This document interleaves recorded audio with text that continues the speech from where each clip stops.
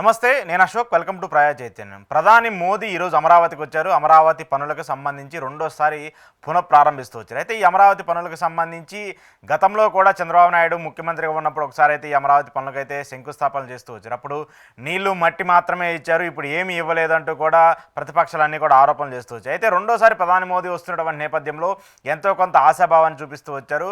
కేంద్రం నుంచి ఆల్రెడీ ఇప్పటికే కొన్ని నిధులకి సహకారం అందిస్తూ ఉన్నారు. హట్కో నుంచి కావచ్చు, అలాగే వరల్డ్ బ్యాంక్ నుంచి కావచ్చు, కొన్ని బ్యాంకుల నుంచి సహాయ రూపంలో కావచ్చు, అప్పుల రూపంలో కావచ్చు, కొంత నిధుల్ని ఏర్పాటు చేయడంలో కేంద్ర ప్రభుత్వం అయితే సహకరిస్తూ వచ్చింది. అయితే మోదీ వస్తున్నటువంటి నేపథ్యంలో ఎంతో కొంత రాష్ట్రానికి మేలు జరుగుతుంది. అవి కాకుండా ఇంకేమన్నా ప్రకటిస్తారో, రాజధాని నిర్మాణం కోసం మోదీ ఏదో ఒక చేస్తారని చెప్పేసి అందరూ ఆశించారు. కానీ ఎక్కడా కూడా అమరావతి రాజధానికి మేము సపోర్ట్గా ఉంటాము, మద్దతుగా ఉంటామని మాత్రమే మోదీ ప్రకటించారు. కానీ ఎక్కడా కూడా ఎక్స్ట్రా నిధులు కావచ్చు, అమరావతికి సంబంధించిన డెవలప్మెంట్కి సంబంధించి వేరే పరిహారాలు ఎక్కడైతే అయితే చెప్పలేదు. అయితే మొత్తం 58,000 కోట్లకు సంబంధించినటువంటి పనులకి ఈరోజు ప్రధాని మోదీ శంకుస్థాపన చేశారు. మిగతా అంటే కేంద్ర ప్రాజెక్టులు మినహాయిస్తే కేవలం ఆంధ్రప్రదేశ్కి సంబంధించి ఏపీ అసెంబ్లీ కావచ్చు, ఏపీ సెక్రటేరియట్ కావచ్చు, సచివాలయం కావచ్చు, భూగర్భ జలాలకు సంబంధించిన అంశం కావచ్చు, సైకిల్ ట్రాక్లు కావచ్చు, అలాగే అమరావతి నిర్మాణానికి సంబంధించి రాజధానిలో ప్రధానంగా ఉండేటువంటి రోడ్లకు సంబంధించి కావచ్చు, వీటికైతే మొదటి విడతలో శంకుస్థాపన చేసి వెళ్ళారు మోదీ.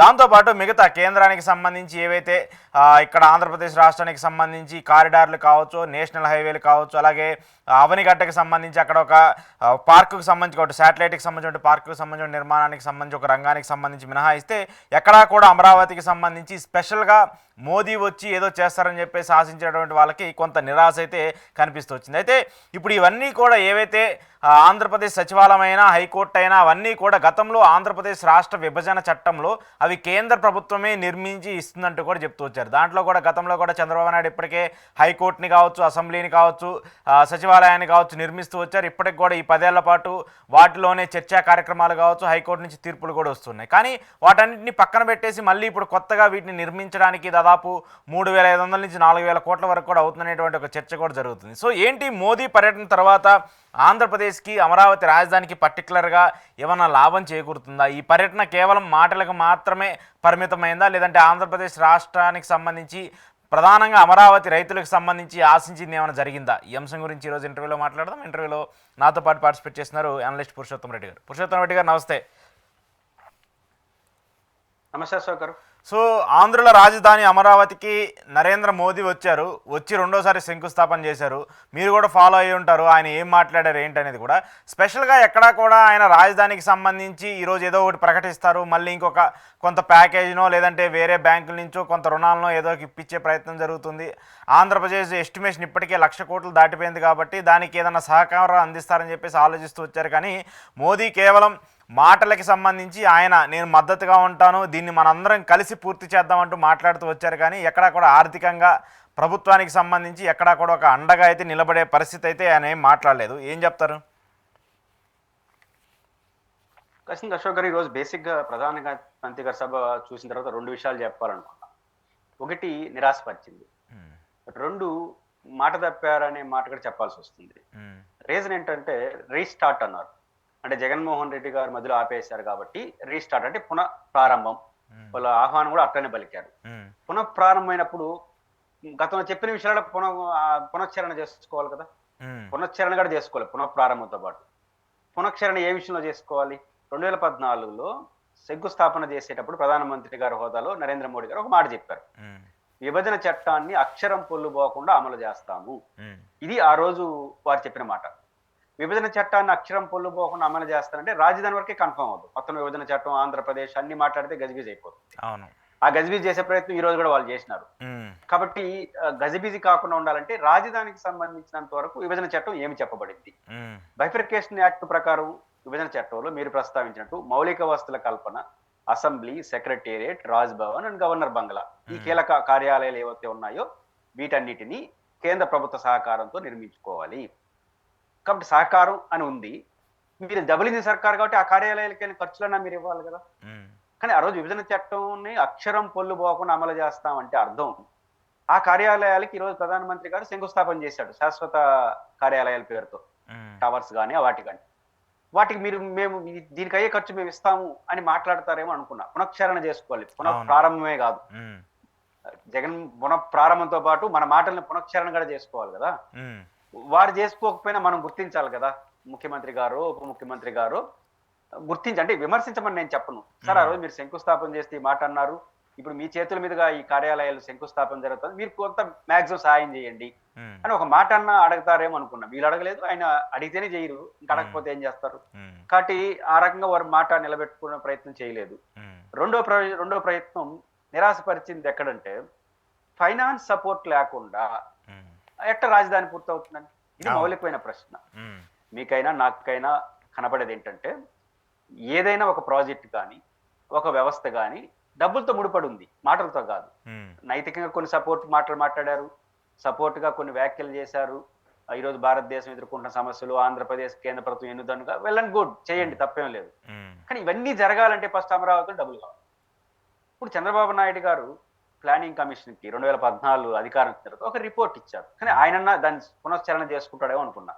దాంట్లో ఏముందంటే, హైదరాబాద్ కోల్పోయినాము విభజన కారణంగా రాష్ట్రం ఆంధ్రప్రదేశ్, హైదరాబాద్ అలాంటిది మేము కూడా చేసుకోవాలి కొత్త రాజధాని పేరుతో ఆంధ్రప్రదేశ్ లో. అందుకని ప్లానింగ్ కమిషన్ ఏం చెప్పారంటే, హైదరాబాద్ నిర్మాణం ఎట్ట జరిగిందో చెప్పినాడు. ఉమ్, అంటే హైదరాబాద్ ఆంధ్రప్రదేశ్ ఏర్పడే నాటికే 1956 నాటికి హైదరాబాద్ ఒక నగరం, భాగ్యనగరం పేరుతో ఆ నగరం ఉంది. అప్పటికే ఒక నగరం, మంచి నగరమే రాష్ట్రంలో. అలాంటి నగరం ఆల్రెడీ ఉన్న నగరానిపైనే ఈ 60 ఏళ్ల కాలంలో, కలిసి ఉన్న 60 ఏళ్ల కాలంలో 56 నుంచి 2014 వరకు రాష్ట్ర ప్రభుత్వం 4 లక్షల కోట్ల రూపాయల విలువైన పెట్టుబడులు పెట్టిందట.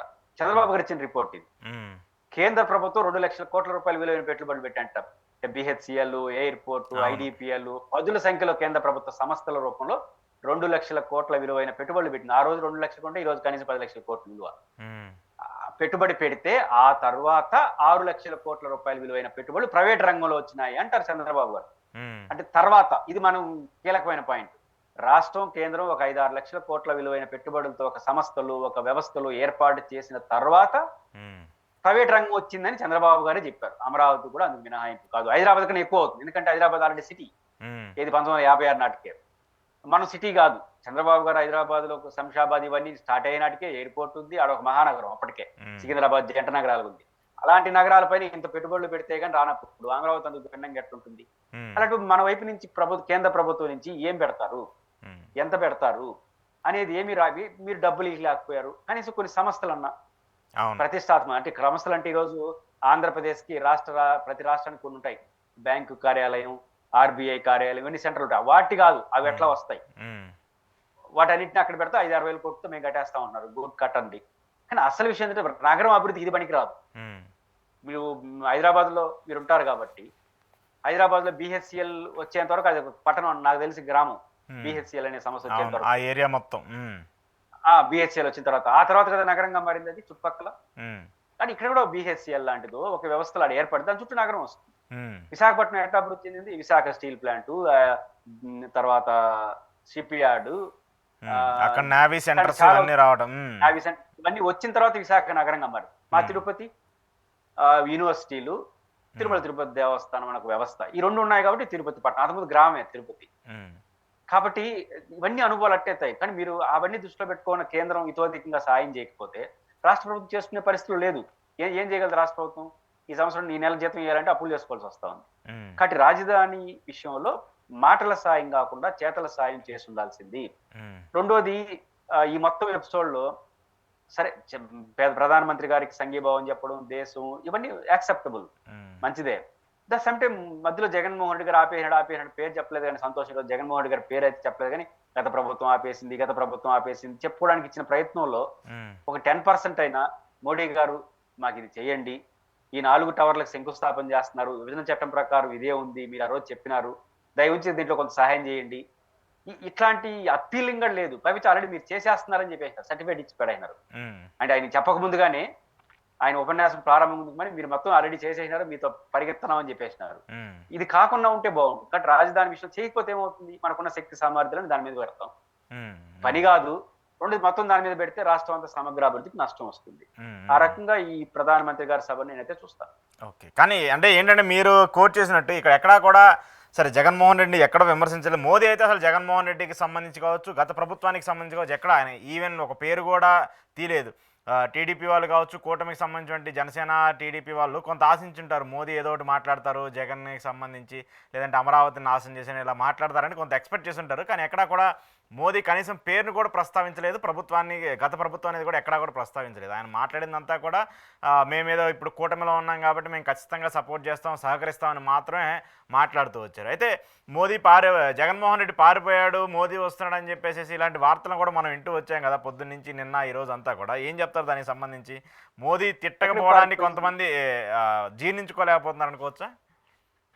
కాదు పాయింట్ ఏంటంటే ఆయన ఎందుకు అసలు మీరే జగన్మోహన్ రెడ్డి గారి పేరు పెట్టి విమర్శించాల సభలో, ఇంకా ఆయన ఎందుకు విమర్శిస్తాడు? ఆయన పని కూడా కాదు అది ఫస్ట్ పాయింట్.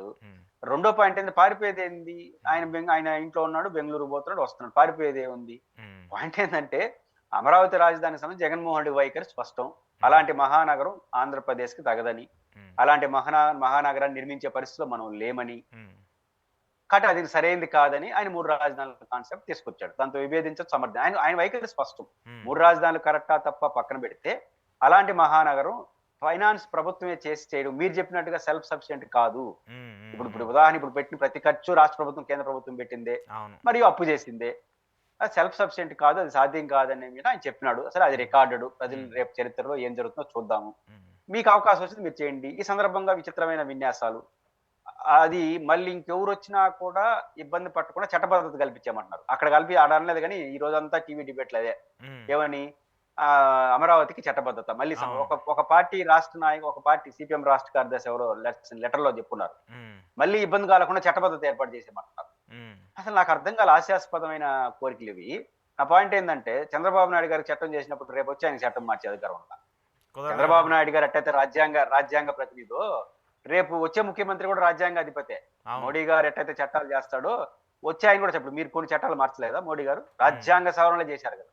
ఈ భారతదేశానికి సుప్రీం రాజ్యాంగం.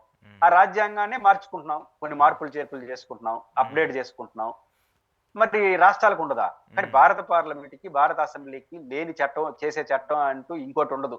వాళ్ళు ఏమన్నా మార్పులు చేయొచ్చు, అది విత్ ఇన్ ద కాన్స్టిట్యూషన్ లోపల ఉండాలి. కాబట్టి అసలు అమరావతి రాజధాని మార్చడానికి వీలేదని చట్టం చేసేస్తే అని అంటున్నారంటే అది ఎట్లా సాధ్యం అవుతుంది? నాకు అంత అర్థం కాదు. ఎందుకు అనుమానం మనకు? మళ్ళీ రెండో పాయింట్ ఏంటంటే, వీళ్ళు యాడ్నో అంతర్లీనంగా మళ్ళీ జగన్ వస్తే ఏమన్నా డిస్టర్బ్ చేస్తాడా అని ఒక చిన్న భయం. అసలు మన దృష్టిలో జగన్ రాడు కదా. నా పాయింట్ ఏంటంటే, పవన్ కళ్యాణ్ గారు అయితే ఇప్పుడు ఎన్నికలు పెడితే ఆయన 11 వచ్చినా ఈసారి 1 అంటున్నాడు. 15 ఏళ్ల పాటు చంద్రబాబు గారు ముఖ్యమంత్రిగా ఉండాలంటే ఇంకా జగన్ రాడని మరీ అంటున్నారు. రాని జగన్ గురించి భయం ఎందుకు అంటున్నాను నేను. ఎట్లా రాడు కదా, మీ దృష్టిలో రాడు. రానప్పుడు ఇంకా ఆయన వచ్చేది ఏంది, మళ్ళీ బాగు చేసేది ఏంది, పాడు చేసేది ఏంది? కాబట్టి ఈ చట్టబద్ధత ఇవన్నీ దేనికి కుదరదు. ఒక చట్టం చేసే అధికారం చంద్రబాబు గారికి ఉంటే, చట్టాన్ని మార్చే అధికారం వచ్చే ఆయనకు ఉంటుంది.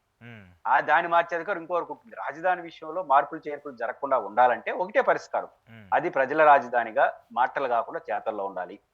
అమరావతి రాజధాని మీరు 2-3 పాయింట్లు చెప్పారు. ఒకటి, సెల్ఫ్ సఫిషియెంట్ రాజధాని, రాష్ట్రం మీద భారం పడదు అన్నారు. రెండోది, కేంద్ర ప్రభుత్వం ఇతోధికంగా సాయం చేస్తుంది అంటున్నారు.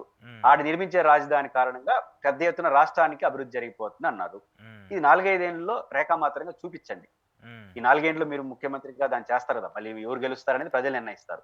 ఈ 4 ఏళ్లలో అది సెల్ఫ్ సఫిషియెంట్ రాజధాని ఎట్లా చూపించండి. మోడల్ మొత్తం ఒకేసారి జరగకపోవచ్చు. 2, అక్కడ జరిగే ఏర్పాట్ల కారణంగా రాష్ట్రాన్నంతా ఉపయోగపడుతుంది ఎట్లా చెప్పండి. ఈ 4 ఏళ్ళు చూపించేశారనుకోండి, రేపు ఎవరు వచ్చే దాన్ని మార్పులు చేర్పులు చేయలేరు కదా.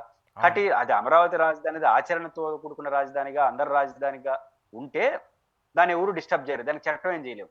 కానీ చట్టం చేసి ఆపదామంటే అది కుదరదు.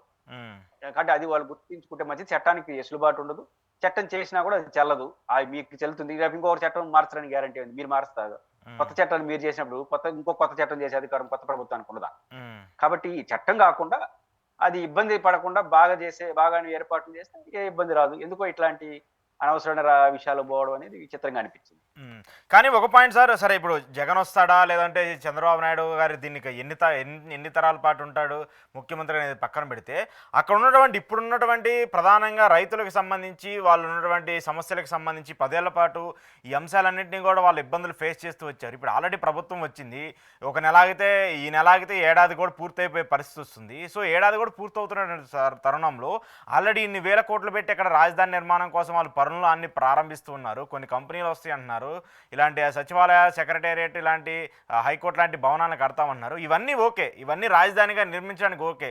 మరి భూములు ఇచ్చినటువంటి రైతుల పరిస్థితి ఏంటి? రైతులకు సంబంధించి ఏమి న్యాయం చేయబోతున్నారు? ముందు వాళ్ళది క్లియర్ చేయాలి కదా, వాళ్ళకి ఇవ్వాల్సినటువంటి ల్యాండ్ అంటారా, ప్లాట్స్ అంటారా, ఏవేవో చెప్పారు. మరి అప్పుడు ల్యాండ్ తీసుకునేటప్పుడు ముందు వాటిని క్లియర్ చేస్తే వాళ్ళ దగ్గర నుంచి కూడా వాళ్ళు ఏదైనా చేసుకోవడానికి దానికి ఒక పరిమితి ఉంటుంది కదా. అవి చేయకుండా ఇన్ని వేల కోట్లు పెట్టేసి ఇక్కడ భవనాలు ఇన్ని కడతా ఉండి రేపు మళ్ళీ వాళ్ళు ఏదో ఒక మాకు అది ఇవ్వలేదు ఇది ఇవ్వలేదు అని చెప్పేసి ధర్నాలకు నిరసనలకు దిగితే అప్పుడు బాధ్యత ఎవరిది? వాటి అంటే రైతులకు ఇవ్వాల్సింది రెండు. ఒకటి 10 సంవత్సరాల పాటు ఒక ఎకరాకి 50,000 రూపాయలు చొప్పున 10% పెంచుకుంటూ కౌలు ఇవ్వాలి. అది దాదాపు అటు ఇటుగా ఇస్తున్నారు. 2 ప్లాట్లు ఇవ్వాలి. ఒక ఎకరాకు 3 ప్లాట్లు ఇవ్వాలి. ఒకటి కమర్షియల్ ప్లాట్, ఒకటి కమర్షియల్ ప్లాట్, 2 హౌసింగ్ ఏరియాలో ఫ్లాట్స్. అంటే 3 ప్లాట్లు ఇవ్వాలి. అంటే 1,00,000 ప్లాట్లు రెడీ చేయాలి. 34,000 ఎకరాలు అంటే దాదాపు 1,00,000 చిల్లర ప్లాట్లు రెడీ చేయాలి. అంటే 1,00,000 ప్లాట్లుగా డివైడ్ చేయాలి. ఆ 1,00,000 ప్లాట్లలో ఒక 30,000 ప్లాట్లు కమర్షియల్ ఏరియా, ఇంకొక 60,000-70,000 ప్లాట్లు హౌసింగ్ ఏరియాలో ఒక్కొక్క రైతుకు ఒక్కొక్క ఎకరాకి 3 ప్లాట్లు చొప్పున ఇవ్వాలి. వాళ్ళ భవిష్యత్తు అదే. పాయింట్ ఏంటంటే ఫస్ట్ 1,00,000 ప్లాట్లు వేయాలంటే మొత్తం బైఫర్కేషన్ చేయాలిగా. ఈ 50,000 ఎకరాల్లో మొత్తం బైఫర్కేషన్ చేసి డివిజన్ చేసేసి, అంటే ఒక్కొక్క ఎకరా కనీసం 2 కోట్ల రూపాయలు పెట్టుకున్న 2 కోట్లు ఒక ఎకరాకి. మీరు కూడా ఏదైనా రియల్ ఎస్టేట్ వాళ్ళు అడిగి చెప్తారు. కనీసం ఒక ఎకరాని, అదో రాజధాని ప్రాంతం కాబట్టి కొంచెం రోడ్లు ఇవన్నీ ఎక్కువ ఉంటాయి కాబట్టి 1 కోటి రూపాయలు పెట్టుకున్న ఒక ఎకరాకి సింపుల్ గా మామూలు 2 కోట్లు లెక్కేస్తారు. మీరు 1 కోటి రూపాయలు పెట్టుకున్న 50,000 ఎకరాలు చేయాలి. మీరు వచ్చి 30,000 ఎకరాలు, ఈ 20,000 ఎకరాలు కూడా చేయాలి కదా. ఇప్పుడు అన్ని కలిసిపోతాయి. రైతుల భూములు అవేమి ఉండవు, అన్ని కలిపిపోతాయి కదా. అన్ని కమర్షియల్ అవన్నీ వెయిట్ చేసేది చేయాలంటే కనీసం 50,000 ఎకరాలు అంటే 50,000 కోట్లనే కావాలి కదా. గత ప్రభుత్వం చంద్రబాబు గారు ఉన్నప్పుడే 48,000 కోట్లు అవుతుంది అంచనా సరే. ఇది బైఫర్కేషన్, ఫ్లాట్లు, రోడ్లు ఇవన్నీ వేసేదానికి. ఇవి వేస్తే తర్వాత ఇప్పుడు అసెంబ్లీ సెక్రటేరియట్ ఇవన్నీ సెకండరీ. ఇప్పుడు దానికి వెళ్ళిపోయినారు. దీనికి ఎప్పుడు ఇవ్వాలి? వాళ్ళకి ఇవ్వాలంటే కనీసం 20-30,000 కోట్ల రూపాయలు ఈ మౌలిక వసతులు ఖర్చు పెట్టాలి. ఖర్చు పెడితే అప్పుడు ప్లాట్లు డివిజన్ అవుతుంది. అప్పుడు వాళ్ళకి ఏ ప్లాట్లు ఇవ్వాలో ఇస్తారు. అంటే దీనికి సంబంధించిన నిర్దిష్ట హామీ ఇకపోతే రైతులకి ఇప్పట్లో న్యాయం జరగదు. స్పెసిఫిక్ గా చేయకపోతే నిర్దిష్ట హామీ ఇవ్వడం కాదు, దానికి డబ్బులు కూడా కనీసం 20-30,000 కోట్లు కేటాయిస్తేనే ఈ వర్క్ ఇది ప్లాట్ల డివిజన్ జరుగుతుంది, అప్పుడు వాళ్ళకి ఇస్తారు. ఇది ఎప్పుడు చేస్తారా అని వాళ్ళు ఆశిస్తున్నారు. దీంతో లోపల పెద్ద వార్త ఇంకొక 40,000 ఎకరాలు తీసుకుంటారు. ఇప్పుడు దానికి ఏం చేయాలి? కాబట్టి ఈ ఆందోళన రైతుల్లో ఉంది. బట్ వాళ్ళ ఆందోళన ఇప్పట్లో బయటపడదు. ఎందుకంటే వాళ్ళకి ఒక ఆశతో ఉన్నారు. ఈ రోజు అయితే రేపైనా ఇస్తారు కదా. ఇప్పుడు జగన్మోహన్ రెడ్డి గారు ఆపేసినాడు కాబట్టి అమ్మయ్య మళ్ళీ తిరిగి ప్రారంభిస్తున్నారు, ఏదో జరుగుతుంది, మళ్ళీ ఇది స్టార్ట్ అయిపోతే మళ్ళీ మెల్లిగా మన ప్లాట్లు కూడా మనకు వస్తాయి అనేది వాళ్ళు ఆశగా ఉండొచ్చు. బట్ ఇది ఇప్పట్లో అమరావతి రైతులకు ప్లాట్లు అనేది శాశ్వత పరిస్థితులు ఇంకా కొంత టైం, ఫైనాన్స్ సిచ్యువేషన్ రీత్యా టైం పడుతుంది అనేది మాత్రం నాకు అనిపిస్తుంది. ఓకే ఓకే కానీ ఇది చాలా కాంప్లికేషన్స్తో కూడుకున్నటువంటి అంశం. మరి దీన్ని చూద్దాం ఎలా నడుస్తుంది, ఏం చేస్తారు అనేది కూడా. Thank you sir, thank you very much. ఇది పురుషోత్తమ రెడ్డి గారితో అమరావతికి సంబంధించిన అంశం మీద ఈరోజు స్పెషల్ ఇంటర్వ్యూ చూస్తున్నానండి. ప్రయాజ్ చేద్దాం.